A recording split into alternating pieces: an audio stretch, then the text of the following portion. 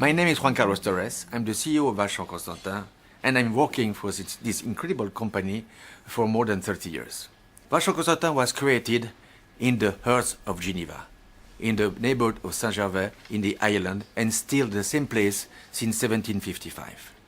Since this date, Vacheron Constantin is perpetuating the tradition, the high level of watchmaking, and transmitting the know-how of the watchmakers.